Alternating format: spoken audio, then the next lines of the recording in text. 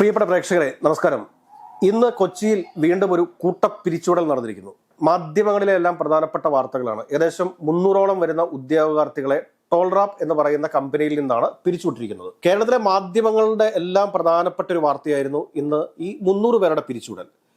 പക്ഷെ ശരിക്കും ഈ ടോൾറാപ്പ് എന്താണെന്നോ അതിൽ ഏതെങ്കിലും തരത്തിലുള്ള ഒരു നിക്ഷേപക തട്ടിപ്പ് നടന്നിട്ടുണ്ടെന്നോ അല്ലെങ്കിൽ അവർ പറയുന്ന പോലെ സ്റ്റാർട്ടപ്പ് എക്കോ സിസ്റ്റം എന്ന കമ്പനി ആയിരുന്നോ ഇത്, ഇവരുടെ അവകാശവാദമാണ് ഞാൻ പറഞ്ഞു കേട്ടോ. ഈ ടോൾറാപ്പ് കമ്പനി എന്നുള്ളതിനെ കുറിച്ചൊക്കെ നമ്മൾ പഠിക്കേണ്ടതുണ്ട്.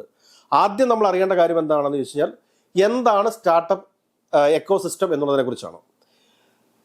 ഒരു സ്റ്റാർട്ടപ്പ് ആരംഭിക്കാനും വളരാനും വിജയിക്കാനും സഹായിക്കുന്ന ആളുകളും സ്ഥാപനങ്ങളും സൗകര്യങ്ങളും ചേർന്നതാണ് ഒരു ഇക്കോ സ്റ്റാർട്ടപ്പ് സിസ്റ്റം എന്ന് പറയുന്നത്. ഇനിയിപ്പോൾ അതിനകത്ത് എന്തൊക്കെയാണ് വരുന്നത് വെച്ച് കഴിഞ്ഞാൽ, സംരംഭകർ, നിക്ഷേപകർ, സർക്കാർ, ഇൻക്യുബറേറ്ററുകളും ആക്സിലറേറ്ററുകളും, സർവകലാശാലകളും ഗവേഷണ സ്ഥാപനങ്ങളും, ബാങ്കുകളും ധനകാര്യ സ്ഥാപനങ്ങളും, വിപണിയും ഉപഭോക്താക്കളും, ഇതെല്ലാം ചേർന്നുകൊണ്ടാണ് സ്റ്റാർട്ടപ്പ് എക്കോ സിസ്റ്റം എന്ന് പറയുന്ന ഒരു സംവിധാനം ഇന്ത്യയിൽ നടന്നുകൊണ്ടിരിക്കുന്നത്. ഇപ്പോൾ നമ്മളൊരു സ്റ്റാർട്ടപ്പ് ഐ ഡി ഉണ്ട് എന്ന് കരുതുക. ആ സ്റ്റാർട്ടപ്പ് ഐ ഡി ഉണ്ട് എന്നുണ്ടെങ്കിൽ നമ്മൾ സർക്കാരിനെ സമീപിച്ചു കഴിഞ്ഞാൽ 25 ലക്ഷം രൂപ വരെ നമുക്ക് ഗ്രാന്റ്, തിരിച്ചടയ്ക്കേണ്ടാത്ത പൈസ നമുക്ക് കിട്ടുന്നുണ്ട്. അതുകൊണ്ടാണ് കോടിക്കണക്കിന് രൂപ നമ്മൾക്ക് നികുതി ഇളവിൽ കിട്ടുന്നുണ്ട്. ഇങ്ങനെയൊക്കെയുള്ള ഒരുപാട് ഫെസിലിറ്റീസ് കേന്ദ്ര സർക്കാരിൻ്റെയും സംസ്ഥാന സർക്കാരിൻ്റെയും ഒക്കെ ഭാഗത്തു നിന്ന് സ്റ്റാർട്ടപ്പുകളെ പ്രൊമോട്ട് ചെയ്യാൻ വേണ്ടിയിട്ടുണ്ടാവുന്നുണ്ട്. അപ്പോൾ നമുക്ക് പ്രധാനമായിട്ടും ചോദിക്കാനുള്ളൊരു ചോദ്യം എന്താണ് എന്ന് ചോദിച്ചു കഴിഞ്ഞാൽ, ഈ ടോൾറാപ്പ് എന്ന് പറയുന്ന കമ്പനിയുടെ പിന്നിൽ ആരാണ് എന്നുള്ളതിനെ കുറിച്ച് കൃത്യമായിട്ട് നമ്മൾ അറിയേണ്ടതുണ്ട്. 9 വർഷമായിട്ട് ഇവിടെ തുടങ്ങിയിരിക്കുന്ന ഒരു ടെക് കമ്പനിയാണ് ഈ പറഞ്ഞ ടോൾറാപ്പ് എന്ന് പറയുന്നത്. ഈ ടോൾറാപ്പിന്റെ കൂട്ടത്തിൽ സംരംഭകർ ആരെങ്കിലും ഉണ്ടായിരുന്നോ? നിക്ഷേപകർ ആരായിരുന്നു? നിക്ഷേപകർ എന്ന് പറയുമ്പോഴത്തേക്ക് ഏഞ്ചൽ വെഞ്ചേഴ്സ് ഉണ്ട്, വെഞ്ചർ ക്യാപിറ്റൽ ഫണ്ടുകൾ, സീഡ്സ് ഫണ്ടുകൾ, ഇങ്ങനെയൊക്കെ ഒരുപാടുണ്ട്. പിന്നെ സർക്കാരുമായിട്ട് ഇവർക്ക് എന്തെങ്കിലും ബന്ധമുണ്ടായിരുന്നോ? പിന്നെ ഇൻക്യുബറേറ്ററുകളും ആക്സിലറേറ്ററുകളും, ഇതിനെക്കുറിച്ച് എന്തെങ്കിലും ധാരണ ഇവർക്കുണ്ടായിരുന്നോ? ഏതെങ്കിലും സർവകലാശാലകളോ ഗവേഷണ പഠന കേന്ദ്രങ്ങളുമായിട്ടോ ഇവർക്ക് എന്തെങ്കിലും ഒരു ബന്ധം ഉണ്ടായിരുന്നോ? ഏതെങ്കിലും ബാങ്കുകളെ കുറിച്ചോ ധനകാര്യ സ്ഥാപനങ്ങളെ കുറിച്ചോ ആയിട്ട് എന്തെങ്കിലും ഒരു അസോസിയേഷനോ കാര്യങ്ങളോ ഇവർക്കുണ്ടായിരുന്നോ? വിപണിയും ഉപഭോക്താക്കളെ കുറിച്ച് ഇവർക്ക് എന്തെങ്കിലും ഒരു ധാരണ ഉണ്ടായിരുന്നു? നമുക്ക് ആദ്യം പരിശോധിച്ചു തുടങ്ങുന്നത് വിപണിയും ഉപഭോക്താക്കളെയും കുറിച്ചാണ്. ഇവർ ചെയ്തിട്ടുള്ള ഏതെങ്കിലും ഒരു പ്രൊഡക്റ്റിന് ഒരു സെല്ലിംഗ് വാല്യൂ ഉണ്ടോ? അല്ലെങ്കിൽ ഏതെങ്കിലും ഒരു പ്രൊഡക്റ്റിൽ നിന്ന് ഇവർക്ക് റവന്യൂ സൃഷ്ടിക്കാൻ വേണ്ടി സാധിച്ചിട്ടുണ്ടോ? ഇവരുടെ ഒരുപാട് പ്രൊഡക്ട്സുകൾ പറയുന്നുണ്ട് കേട്ടോ. ഒരുപാട് പ്രൊഡക്ട്സുകൾ എന്ന് പറഞ്ഞു കഴിഞ്ഞാൽ ഏതാണ്ട് ഒരുപാട് കാര്യങ്ങൾ ഇവർ പറഞ്ഞു വെക്കുന്നുണ്ട്. പക്ഷേ ഇതിനകത്ത് ഇവരുടെ ഒരു പ്രൊഡക്റ്റ് പോലും ഇവർക്ക് സെല്ല് ചെയ്യാനോ റവന്യൂ ഉണ്ടാക്കാനോ വേണ്ടിയിട്ട് സാധിച്ചിട്ടില്ല. ഇവർ ചെയ്തുകൊണ്ടിരുന്ന കാര്യം എന്താണെന്ന് ചോദിച്ചു കഴിഞ്ഞാൽ, 250 കോടിയോളം രൂപ ഇവർ ഇന്ന് പത്രസമ്മേളനത്തിൽ പറഞ്ഞിരിക്കുന്നത് 250 കോടിയുടെ വാല്യൂ ഇവരുടെ ഈ സ്ഥാപനത്തിനുണ്ട് എന്നാണ് പറഞ്ഞിരിക്കുന്നത്. 250 കോടി രൂപ എന്ന് പറഞ്ഞു കഴിഞ്ഞാൽ ഇതിനകത്ത് ഈ പറഞ്ഞ നടത്തിപ്പുകാരുടെ ഇൻവെസ്റ്റ്മെന്റ് എത്രയുണ്ട് എന്നുള്ള കാര്യം കൂടി ഇവർ പറയേണ്ടതുണ്ട്. അതിനൊക്കെ അപ്പുറത്തേക്ക് 1,10,00,000 രൂപ മാത്രം ഓതറൈസ്ഡ് ക്യാപിറ്റൽ ഉള്ള ഒരു കമ്പനി എങ്ങനെയാണ് 250 കോടി രൂപയുടെ നിക്ഷേപം കളക്ട് ചെയ്തിരിക്കുന്നത്? 10 ലക്ഷം രൂപ മാത്രം പേഡപ്പ് ക്യാപിറ്റൽ ഉള്ള ഒരു കമ്പനിയാണ് ഇത് എന്നുള്ള കാര്യം കൂടി ഞാൻ പ്രേക്ഷകരുടെ ശ്രദ്ധയിൽപ്പെടുത്തുകയാണ്. ഇനി ഒരു ഉദാഹരണം ഞാൻ നിങ്ങളോട് പറയാം. ഇവർ പറയുന്ന എങ്ങനെയാണോ എന്ന് ചോദിച്ചു കഴിഞ്ഞാൽ, പല നിക്ഷേപകരെ സമീപിക്കുമ്പോൾ പറയുന്നത്, നിങ്ങൾ ബൈജൂസ് ആപ്പിലേക്ക് നോക്കൂ, സൈലത്തിലേക്ക് നോക്കൂ, അവിടെയൊക്കെ അവർ പെട്ടെന്നായിരുന്നു അവരുടെ വളർച്ച എന്ന് പറയുന്നത്. അതുകൊണ്ട് നിങ്ങൾ ഇപ്പോൾ 100 രൂപ ഇൻവെസ്റ്റ്മെന്റ് നടത്തി കഴിഞ്ഞാൽ നിങ്ങൾക്ക് അതിൻ്റെ 40% വരെ മന്ത്ലി റിട്ടേൺസ് കിട്ടും.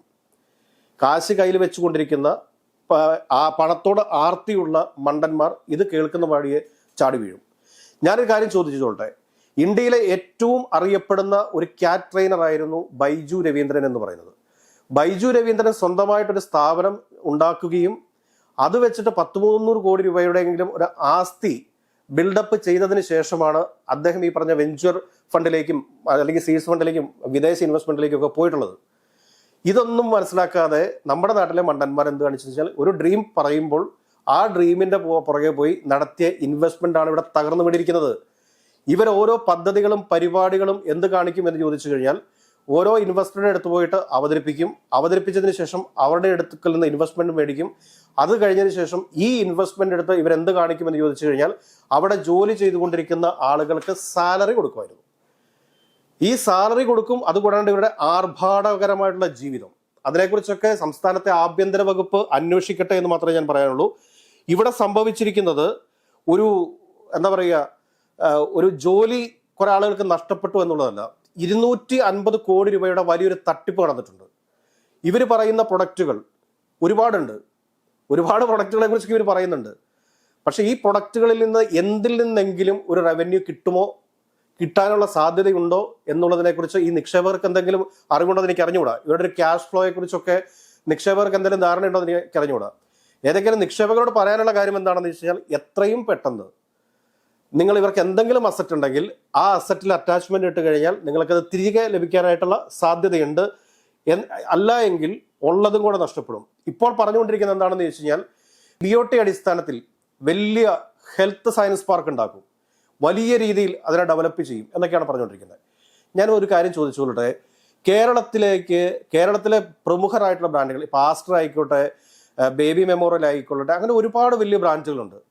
ഈ വലിയ ബ്രാൻഡുകളൊക്കെ ആരുടെ സപ്പോർട്ടിന്റെ ബലത്തിലാണ് നിൽക്കുന്നത്? ഇത്ര വലിയൊരു ലാഭമുള്ള ഒരു ബിസിനസ്സാണ് ഇത് എന്നുണ്ടെങ്കിൽ അവരെന്തുകൊണ്ടാണ് KKR പോലൊരു കമ്പനി കേരളത്തിൽ ഒരു ഹെൽത്ത് സയൻസ് പാർക്ക് ആരംഭിക്കാത്തത്, അല്ലെങ്കിൽ ഒരു ഹെൽത്ത് മാൾ ആരംഭിക്കാത്തത് എന്നതിനെ കുറിച്ച് ആരെങ്കിലും ചിന്തിച്ചിട്ടുണ്ടോ? അങ്ങനെ ഹെൽത്ത് മാളിന് കേരളത്തിൽ ഒരു ഓപ്പർച്യൂണിറ്റി ഉണ്ട് എന്ന് കരുതുക. അങ്ങനെ ഹെൽത്ത് മാളിന് കേരളത്തിൽ ഒരു ഓപ്പർച്യൂണിറ്റി ഉണ്ട് എന്നുണ്ടെങ്കിൽ തീർച്ചയായിട്ടും ഈ പറഞ്ഞ KKR ഇവിടെ ഇൻവെസ്റ്റ്മെന്റ് നടത്തത്തില്ലേ? നടത്തും. ഹെൽത്ത് മാളിന് ഇവിടെ ഒരു സാധ്യതയില്ല എന്ന് കണ്ടതുകൊണ്ടാണ് KKRും ബ്ലാക്ക് സ്റ്റോണും ഒക്കെ അതുപോലുള്ളൊരു ഹെൽത്ത് മാളിലേക്ക് പോകാത്തത്. ഇവരിപ്പോൾ വീണ്ടും പറയുന്നത് എന്താ വെച്ച് കഴിഞ്ഞാൽ, കഴിഞ്ഞ 11 മാസം ജീവനക്കാർക്ക് ശമ്പളം കൊടുക്കാത്തൊരു സ്ഥാപനം ഇനി വീണ്ടും BOT അടിസ്ഥാനത്തിൽ വലിയ സ്ഥാപനങ്ങൾ പണിവെന്നും ആ സ്ഥാപനത്തിൽ നിന്ന് കിട്ടുന്ന ലാഭം കൊണ്ട് എല്ലാ പ്രശ്നങ്ങളും പരിഹരിക്കുമെന്നാണ് പറഞ്ഞേക്കുന്നത്. ഈ 300 തൊഴിലാളികളോട് പറഞ്ഞിരിക്കുന്നത് എന്താണ് എന്ന് ചോദിച്ചു കഴിഞ്ഞാൽ, അവരോട് എവിടെ പോയി ലേബർ ഓഫീസിൽ, ലേബർ കോർട്ടിൽ പോയി ലേബർ കോർട്ട് വഴിയായിട്ട് പ്രശ്നം പരിഹരിക്കാം എന്നാണ് പറഞ്ഞിരിക്കുന്നത്. ഇതൊക്കെ എന്ത് മര്യാദയാണ്? അവർക്ക് കുറച്ച് സമയം കിട്ടാൻ വേണ്ടിയിട്ടാണ്. അതായത് കഴിഞ്ഞ 9 വർഷക്കാലമായിട്ട് ഈ ടെക് കമ്പനി നടത്തുന്ന ഈ പറഞ്ഞ കക്ഷികൾ, ഇവർക്ക് AI വരവിനെ കുറിച്ചൊന്നും അറിയാൻ പാടുണ്ടായിരുന്നില്ലേ? AI വരുന്നത് മൂലം ഉണ്ടാകുന്ന മാറ്റങ്ങളെ കുറിച്ച് ഇവർക്ക് അറിയാൻ പാടുണ്ടായിരുന്നില്ലേ? ഇവർ എന്ത് റീസൺ പറഞ്ഞിട്ടാണ് ഈ കമ്പനി പൊട്ടിപ്പോകുന്നത്? ഇവിടെ നടന്നിരിക്കുന്ന വലിയൊരു തട്ടിപ്പാണ്. വലിയൊരു തട്ടിപ്പ് നടത്തിയതിനു ശേഷം ഈ കമ്പനി നിർത്തിപ്പോകുന്നു. അതിന് ഇവർ ഉദാഹരണമായിട്ട് പറയുന്നത് സ്റ്റീവ് ജോബ്സിനെയും സുക്കൻബർഗിനെയൊക്കെയാണ്. എന്ത് കാര്യമുണ്ട്? കഴിഞ്ഞ 9 വർഷക്കാലം ഇവിടെ കമ്പനി നടത്തി 250 കോടിയോളം രൂപ തട്ടിയെടുത്തതിന് ശേഷം 11 മാസത്തെ ശമ്പളം തൊഴിലാളികൾക്ക് കൊടുക്കാതെ ഇറങ്ങിപ്പോകുന്ന തട്ടിപ്പുകാർ മാത്രമാണിത്. ഇവർക്ക് പിന്നിൽ ആരൊക്കെയാണ് പ്രവർത്തിക്കുന്നത്? ഇവരുടെയൊക്കെ അടിസ്ഥാന യോഗ്യത എന്താണ്? ഇതിനെക്കുറിച്ചൊക്കെ മാധ്യമങ്ങൾ പരിശോധിക്കണ്ടേ? എന്ത് മാർക്കറ്റ് സ്റ്റഡിയുടെ അടിസ്ഥാനത്തിലാണ് ഇത്രയും വലിയൊരു തുക ഇവർ നിക്ഷേപമായിട്ട് സ്വീകരിച്ചിരിക്കുന്നത്? ഒന്ന് ആലോചിച്ച് നോക്കൂ. എന്ത് മാർക്കറ്റ് സ്റ്റഡിയുടെ അടിസ്ഥാനത്തിലാണ്? നമ്മളൊക്കെ എന്ത് സ്ഥാപനം തുടങ്ങിയാലും നമുക്കൊക്കെ ഒരു മാർക്കറ്റ് സ്റ്റഡി ഉണ്ടാവും. അങ്ങനെ എന്തെങ്കിലും മാർക്കറ്റ് സ്റ്റഡി ഇവർക്ക് ഉണ്ടായിട്ടുണ്ടോ? ഇല്ല. അതുകൂടാതെ തന്നെ ഞാൻ ആദ്യം പറഞ്ഞ കാര്യമാണ്, ഈ 250 കോടി രൂപ മുതൽ മുടക്കി എന്ന് ഇവർ പറയുന്ന സമയത്ത് ഇതിന്റെ സ്ഥാപകരായിട്ടുള്ള ആളുകളുടെ മുതൽ മുടക്ക് എത്രയാണ്? അതുകൂടെ പറയണമല്ലോ, അതുകൂടെ അറിയണമല്ലോ. അതുകൂടാതെ തന്നെ ഇവരുടെ ഈ പ്രൊഡക്റ്റുകളെ കുറിച്ചൊക്കെ ഇവർ പറയുന്നുണ്ട്. ഈ പ്രൊഡക്റ്റുകളിൽ ഏതിലെങ്കിലും ഒരെണ്ണത്തിൽ നിന്നെങ്കിലും 1 രൂപയെങ്കിലും ഇവർക്ക് വരുമാനമായിട്ട് കിട്ടിയിട്ടുണ്ടോ?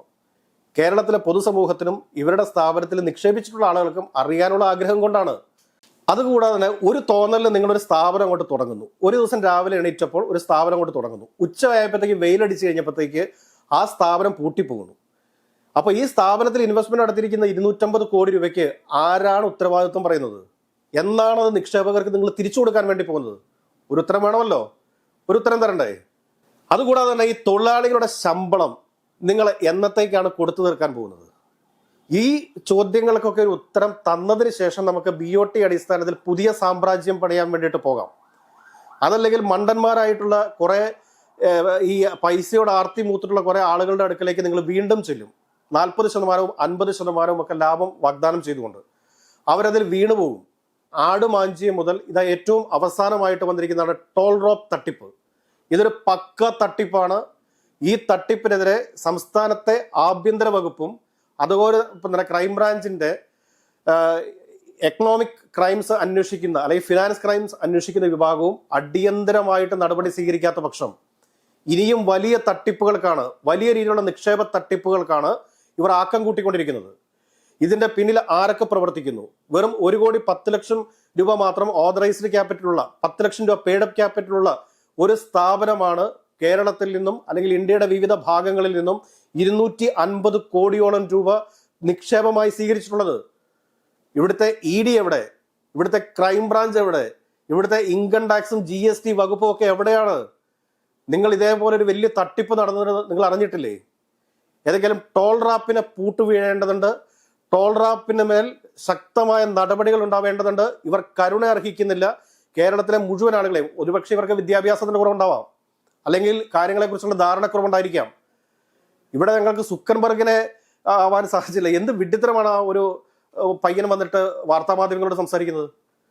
ഇതിനെതിരെ ശക്തമായിട്ടുള്ള നടപടികൾ സംസ്ഥാന സർക്കാരിന്റെ ഭാഗത്തു നിന്നുണ്ടാവണം. ഈ കമ്പനി പിരിച്ചെടുത്തിട്ടുള്ള പണം ഇത് ആർക്കാണ് പോയിരിക്കുന്നത്? എന്താണ് ചെയ്തിരിക്കുന്നത്? ഇവരുടെ അസറ്റുകൾ മുഴുവൻ സീസ് ചെയ്ത് നിക്ഷേപകരുടെ പണം തിരിച്ചു കൊടുക്കാൻ വേണ്ടിയിട്ട് ഉള്ള നടപടി സംസ്ഥാന സർക്കാരിന്റെ ഭാഗത്തു നിന്നുണ്ടാവാത്ത പക്ഷം വീണ്ടും ഇവിടെ സംഭവിക്കുക ഒരു 250 കോടി രൂപ കൂടി കേരളത്തിലെ നിരവധി പാവങ്ങൾക്ക് നഷ്ടപ്പെടും എന്നുള്ളത് മാത്രമാണ്.